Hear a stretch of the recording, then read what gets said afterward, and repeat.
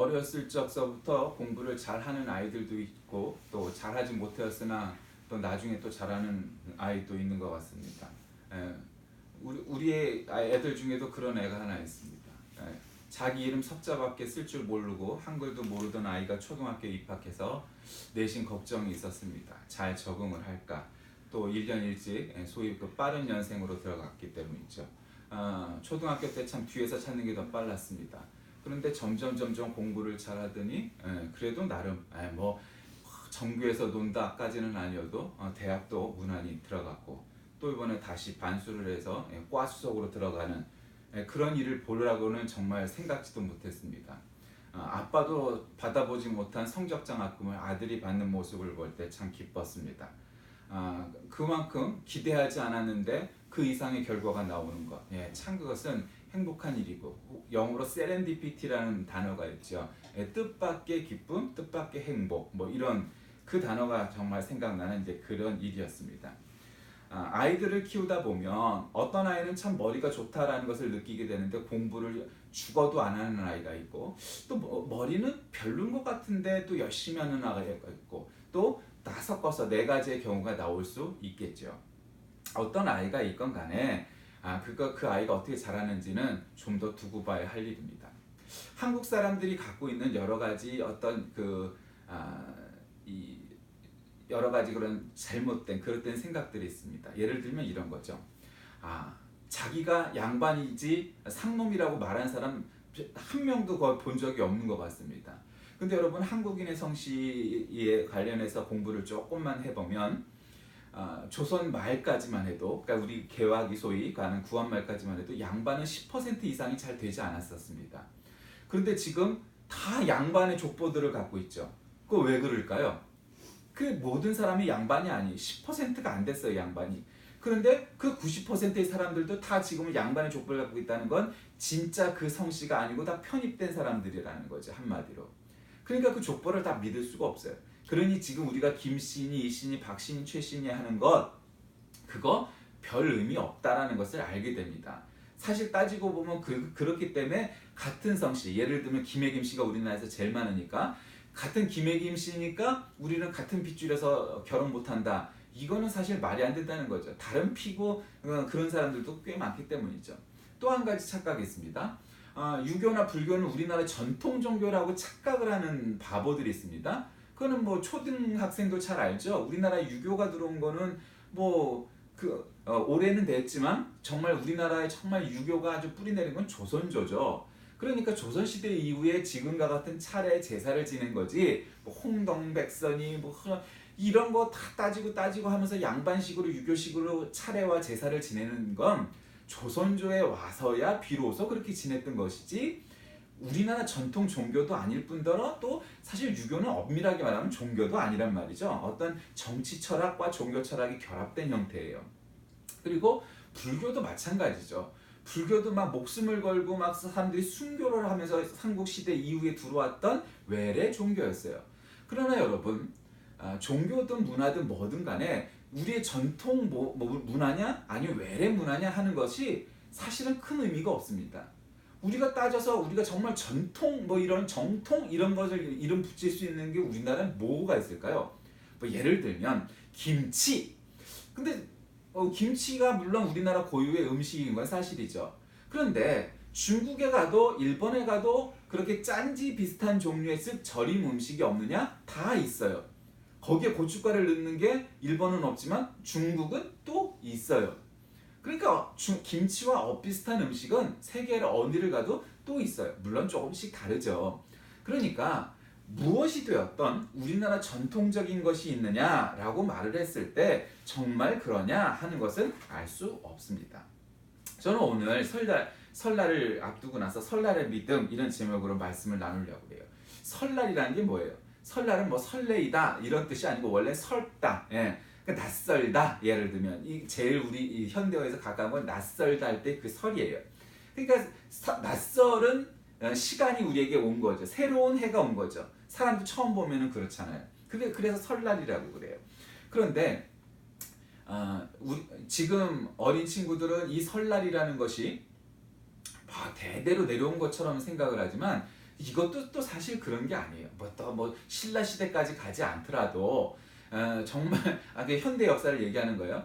여러분 우리 어렸을 때 소위 음력 설날에 지금에 말한 설날에 쉬었나요? 안 쉬었어요. 학교를 가거나 다행히 방학이었으면 괜찮았지만 그날 학교 가는 날이었으면 학교를 가야 했어요. 왜냐하면 이승만 정권, 박정희 정권 시절에는 이 음력설을 탄압을 하고 안 지키고 야 양력설로 해야 돼 했었기 때문에 양력설에 1월 1, 2, 3을 쉬었지 음력설에는 전혀 안 쉬었어요. 그러다가 이제 민정당 이 전두환 장군 시절에 전두환 장군이 이제 대통령이 된 시절에는 이걸 좀 풀어줘서 민속의 날로 해갖고 하루를 쉬게 해줬어요. 근데 또 하루 갖고도 안 되니까 이제 그러다가 다시 이제 노태우 시절에 이것이 뭐 음력설로 돌아가는 이제 그런 일이 되었어요. 양력설이 오르냐 음력설이 오르냐 그건 자기 편이죠. 자기 편이. 어떤 사람이 이걸 헌법소원에서 음력설을 없애자 이렇게 얘기했다는데 일리 있어요. 그것도 설이라는 게 큰 의미가 있는 게 아니고 새해를 시작하는 게 의미가 있다 이런 관점에서 보면 당연히 우리는 양력설을 새해가 시작된다는 기준으로 보고 있죠. 그러나 전통적으로 내려온 명절이 바로 그 날짜다 하는 데 있어서는 음력설이 또 그렇죠. 그러니 해열을 기준으로 보든 달을 기준으로 보든 즉 양력과 음력으로 뭐를 보든 어느 걸 보는 게 새해냐 하는 건 여러 관점이 있어요. 어떤 나라는 달력이 다 달라서 봄이 와야 새해를 맞이하는 나라도 있고 6월달이 돼야 새해를 맞이하는 나라도 있고 심지어는 9월달이 돼야 새해를 맞이하는 달력도 있어요. 정말 새해가 언제 시작할까요? 그냥 그건 기준점에 따라 달라요. 그러니까 중요한 건 그 기준점이 어디냐, 날짜가 무엇냐 하는 거는 별로 중요하지 않아요. 심지어는 동방정교에서는 원래 1월 6일 주현절, 거기서 이제 공연절이라고 하는데 그날을 크리스마스로 여겼어요. 그런데 이게 서방하고 다르니까 야 그럼 우리도 크리스마스를 12월 25일로 옮기자 이렇게 주장을 했는데 워낙 2000년 동안 공연절을 주연절을 크리스마스 성탄절로 여겨왔던 전통이 있으니까 하루아침에 바꾸기가 쉽지가 않은 거예요. 그래서 부결됐다고 해요. 그런 것처럼 날짜가 중요한 것이 아닙니다. 다만 이제 중요한 것은 이 설날을 우리가 어떻게 지내야 되느냐 하는 것은 중요하겠죠. 여러 가지 어려움이 있을 거예요. 그 중에서 제일 문제가 뭘까요? 아마 한 두 가지, 뭐 세 가지쯤일 거예요. 첫째로는 차례상, 제사라는 건 기제사 때 드리는 거고, 이런 명절, 추석이나 차례 때, 이 설날에는 우리가 차례를 지낸다고 하는 거죠. 그런데 이 차례 때 혹은 제사 때 우리가 절을 해야 되느냐, 뭐 이런 게 있어요. 사실은 절을 하는 것 그 자체가 문제일까? 우리가 어른들한테도 세배하고 큰 절을 하잖아요. 그건 우리의 인사법이에요. 그러니까 그런 관점에서 보면 사실 절하는 것도 큰 문제가 아니 될 수도 있어요. 그런 목적으로 본다면. 그런데 이제 뭐가 문제냐면 우리의 전통 인사법인 절하는 것, 그게 큰 절이든 작은 절이든 절하는 것 자체가 문제가 있는 것이 아니고 그걸 어디다 놓고 하느냐. 그러니까 우리가 그것을 종교적인 문제로 사실은 해서 그것이 유교가 그냥 효도 차원의 문제로 끝나지 않고 사실 종교화했잖아요. 그래서 거기서 향을 피우고 사진이나 지방을 거기다 세워놓고 거기다 그리고 또 음식에다 절을 한단 말이죠. 그 음식에다 절을 하는 것은 사실 그 미신이에요. 그 아무리 유교고 무교고 간에 그건 미신이죠. 그 음식을 앞에 놓고 절하는 것 자체는 굉장히 원시 종교, 고등 종교가 아닌 곳에서 벌어지는 일들이죠. 그런 관점에서 불교도 그런 측면이 있죠. 그러니까 사실은 그런 고등 종교화된 것은 기독교, 유대교, 이슬람교와 같은 종교들만이 그런 미신과 우상을 많이 없앴죠. 또 하나가 그럼 그 차례상에 올라갔던 음식을 먹어야 되느냐 말아야 되느냐 하는 관점이에요. 그런데 오늘 사도 바울 선생은 고린도의 교회에 보내는 편지에 있어 뭐라고 얘기하느냐, 우상의 제물에 대하여는 우리가 다 지식이 있는 줄을 아나 지식은 교만하게 하며 사랑은 덕을 세운다. 그러니까 이 말은 뭐예요? 지식도 중요하지만 지식보다 더 중요한 건 덕을 세우는 일이다 이거죠. 다른 성경에서 보면은 다른 구절에서 보면 이 얘기도 나오죠. 그럼 차례상에 제사상에 올라간 음식을 먹어야 됩니까 말아야 됩니까? 먹어도 관계없다. 그러나 먹으면 시험에 들 것 같으면 먹지 마라 굳이. 그러나 먹어도 관계가 없다면 관계없다 이거예요. 예전에 어떤 집사님 두 분이서 싸우는 걸 봤어요. 그 왜 싸웠냐? 한 분이 등산을 가다가 보니까 그 산에 있던 절에서 비빔밥을 나눠주더래요. 그래서 비빔밥을 잘 먹고, 야, 그 절에서 나눠주는 비빔밥이 참 맛있어? 이 얘기를 하니까, 아니, 집사가 말이야, 절 음식을 먹었다고 이제 뭐라고 하다 싸움이 난 거예요. 그 여러분, 그렇게 절에서 우리가 음식을 먹으면 안 될까요? 그거 관계없어요. 예. 절 음식을 먹었으니까 그것이 뭐 부처님 앞에 차례상 제사상에 올라갔던 음식이다 이렇게 말을 할 수도 없고, 서로 그렇더라도 그걸 먹으면 우리가 무슨 잘못되고 이런 거 없어요. 이단 교회에서 만약 이단 사람이 해주는 음식을 먹으면 잘못될까요? 그렇지 않아요. 이교도가 해주는 음식을 먹으면 거기에 어떤 영험한 힘이 있어서 우리가 영적으로 문제가 될까요? 음식은 그저 음식, 물리적으로 음식일 뿐이에요. 그것이 깨끗하느냐 안 깨끗하느냐 하는 청결의 문제가 있는 것이지, 그것을 믿는 어떤 종교를 믿는 사람이 음식을 만들었냐는 크게 중요하지 않아요. 다만 어떤 목적을 가진 음식이 있을 수 있죠. 어떤 특별한 목적. 뭐 예를 들면 우리가 흔히 볼 수 있는 건 아니지만, 이 힌두교나 그런 밀교 같은 데서 보면 음식에다가 어떤 최음제라든가 굉장히 향정신성 약품과 관련된 것들을 이렇게 섞어서 사람을 이렇게 몽롱하게 해서 종교적으로 더 이렇게 막 깊이 빠질 수 있게 만드는 음식의 종류나 향신료와 같은 것들이 더러 있을 수 있어요. 그런 것들은 이유 여하를 막론하고 사람에게 건강상, 정신 건강상, 육체 건강상 좋지 않죠. 그런 것 빼고는 관계가 없어요. 그러나 바울의 공고대로 나는 뭔가 절에서 먹는 음식은 깨름직해서 나는 먹지 않을래, 그러면 안 먹어도 되는 거예요. 근데 여러분 한번 생각해 보세요. 교회에서 우리가 혼인 예식을 치르잖아요. 결혼식을 올리잖아요. 그러면 우리 아는 사람들 중에 불교 신자도 있고 아닌 사람도 있고, 근데 그 사람들이 교회 와서 밥 먹나요? 안 먹나요? 먹어요. 그쵸? 그 사람은 불교 신자인데 교회 결혼식에 와서 교회에서 밥 먹는 게 찝찝하다고 여길까요? 그런 사람도 있을 수 있죠. 근데 대부분은 안 그래요. 그거 관계가 없어요. 그거 왜 그러겠어요? 기독교는 제사상, 차례상 같은 것들을 갖다 놓고 절하고 이러질 않기 때문에 그 음식은 음식일 뿐이지 거기에 어떤 종교적인 파워가 있다고 여기거나 또 실제로 제사상을 만들지 않는다는 걸 알기 때문에 다른 종교를 갖고 있어도 마찬가지예요. 다만 유대교나 이슬람교처럼 음식에 대한 엄격함, 즉 할람과 하람을 구분하고 코셔를 구분하고 하는 이제 그런 사람들은 음식의 청결과 그 다음에 율법에 따라서 이제 구분을 할 뿐이죠. 그러면서 또 뭐라고 얘기해요? 만일 누구든지 무엇을 아는 줄로 생각하면 아직도 마땅히 알 것을 알지 못하는 거다. 그러니까 우리의 지식을 너무 절대화하면 안 돼요. 아까도 말씀드렸지만 마치 유교가 우리 전통 종교인 것처럼 착각을 하면 안 돼요. 우리가 차례를 지내고 유교식으로 제사를 지내고 하는 것이 그리 오래된 일이 아니에요. 사실은 따지고 보면 우리 역사에서 불교도 그리 오래된 일이 아니에요. 그러니까 오래되었으니까 우리 것이다라고 주장하는 것은 문제가 있어요. 옳으냐 그르냐, 이것이 정말 영적으로 타당하냐 아느냐 이런 것을 생각을 해야지, 전통만 놓고 본다면 훨씬 세월이 지나면 기독교나 불교나 얼마 차이 안 나 이런 시대가 올 수도 있겠죠. 오랜 세월이 지나면. 그러니까 그거는 문제가 아니에요. 자기 지식이 어떻게 차례를 지내느냐. 우리 어렸을 때 제가 아다시피 장손이기 때문에 우리 아버지가 차례상을 지내고 또 기제사 때 제사상을 놓고 하는 걸 다 도왔기 때문에 차례상, 제사상을 어떻게 올리는지 그 순서가 뭔지, 지방을 또 쓰는 거는 어떻게 해야 되는지, 유세차 뭐 이 차례 지내고 이런 것도 전 다 봤어요. 또 돕기도 했고요. 다 설거지도 했고 그 음식도 먹었어요. 그러나 그런 것들이 그거로 인해서 우리가 영적인 어떤 공격을 받고 영적인 문제가 되고 타격을 받고 그러는 것은 전혀 아니다 이 말이죠. 그러면서 더 중요한 건 덕을 세우는 것이고, 네가 아는 지식이 전부가 아니다.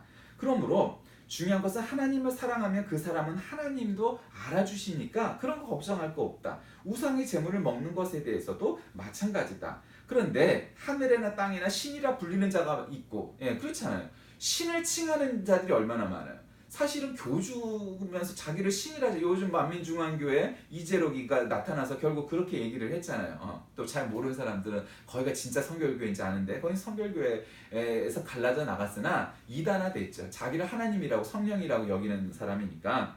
그런 이단들은 자기를 신격화해서 자기가 성령이라고 그래요. 자기가 신이라고 그래요. 그것이 뭐 기독교 계통의 이단 사입이든 아니면 다른 종교의 이단 사입이든 간에 잘못된 종교는 그렇게 할 수 있죠. 그러나 우리에게 중요한 것은 뭐예요? 곧 하나님, 한 분이신 하나님께서 우리에게 허락하신 이 삶을, 우리의 인생을 결국 잘 살아가는 것, 건강하게 살아가는 것, 기쁘게 살아가는 것, 행복하게 살아가는 것, 그것을 바라시니까 그것이 차례상에 올랐느냐 제사상에 올랐느냐 이런 음식은 안 되고 저런 음식은 되고 와 같은 일들이 없는 거예요. 그 왜 유대교나 이슬람교 사람들은 아직도 구약의 율법대로 사는데 기독교 신자들은 안 그러느냐? 예를 들면 오징어도 먹고 국 갈라진 것도 먹고 비늘이 없는 어패류도 다 먹고 왜 피도 먹을 수 있고 선지국 같은 거 왜 그럴 수 있느냐? 예수 그리스도 즉 하나님께서 이 땅에 오셔서 야 그렇게 구분하고 할 필요 없어. 먹을 수 있는 거 다 먹어. 굶어 죽지 않아도 돼. 그런 거를 앞에다 놓고도 굶어 죽어요. 실제로 다른 나라에서는 그와 같은 일들이 비일비재하죠.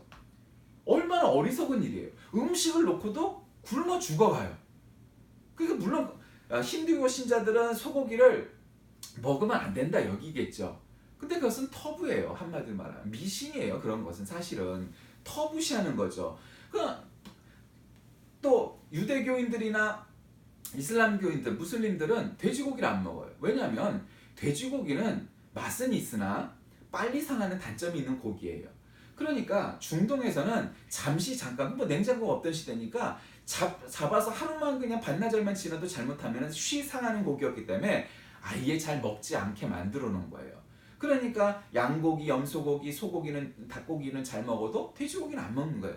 그럼 그 시대 그 공간에 걸쳐진 문화일 뿐이지 그것을 먹지 말아라 이렇게 얘기할 게 없는 거예요. 종교라는 것은 사회적인 문화적인 그런 경험들이 다 농축되어 있기 때문에 그 시대를 반영했기에 그런 것이에요. 근데 예수님이 오셔서 그런 것을 다 타파하신 거예요. 관계없어요. 돼지고기를 먹어도 되고 피를 먹어도 되고 먹을 수 있는 거 다 먹어도 돼요. 관계없어요. 그러나 내가 먹고 싶지 않은 건 안 먹어도 되는 거예요. 그러니까 자유함을 준 거죠. 얼마나 기쁜 일이에요.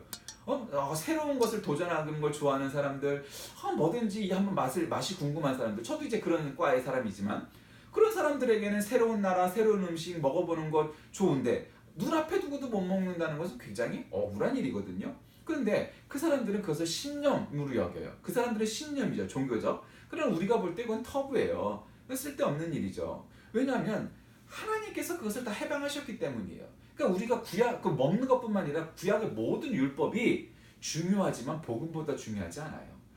그것이 중요하지만 하나님 말씀보다 중요하지 않아요. 그건 덜 중요한 일이에요.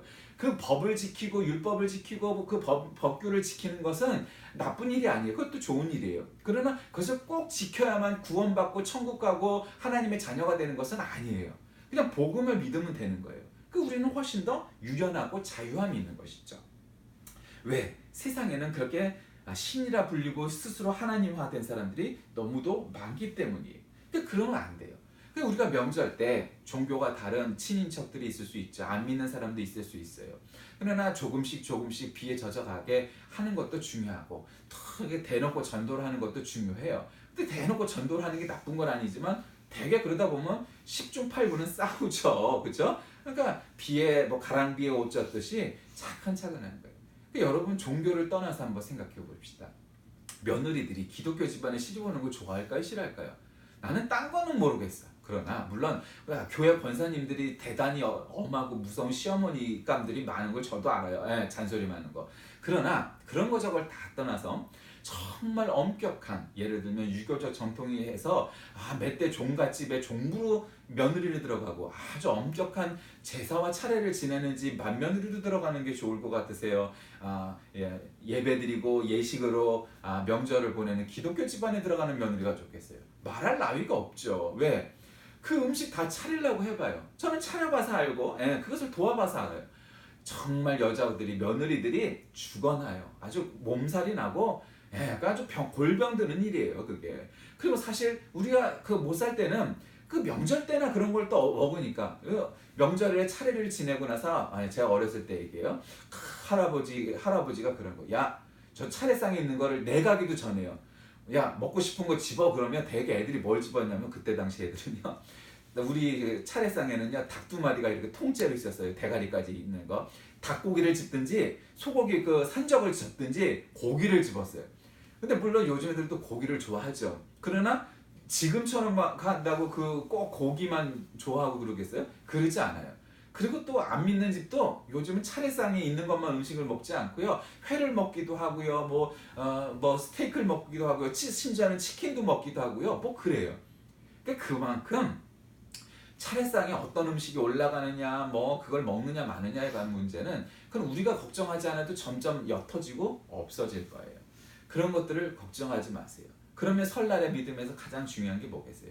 여러분의 믿음을 먼저 지키시고 그 믿음이 잘 전파되고 또 스물스물 그 사람들이 예수 믿는 게 더 낫구나, 더 편하기도 하고 더 합리적이기도 하고 그게 더 마땅히 옳은 거구나 라고 느끼게끔 하다 보면 결국 기독교에 대해서 반감이 없어져요. 왜? 그것이 현대화에 맞거든요. 같은 하나님을 믿는다고 말하는 구교와 신교, 즉 우리 개신교회와 로마 천주교회가 결국 뭐에서 갈려요? 그 사람들은 전통이라는 미명하에 뭔가 자꾸 미신적인 요소들을 잘 버리질 못해요. 근데 우리는 미신이 없어요. 예. 심지어는 우리 예배당 앞에 십자가가 없어도 돼요. 아주 보수적인, 진짜 보수적인 교회는 십자가를 달지 않아요. 왜 그럴까요? 십자가도 우상이 될까 무서워서 십자가도 달지 않는 거예요. 여러분 이슬람 사원에 가보셨어요?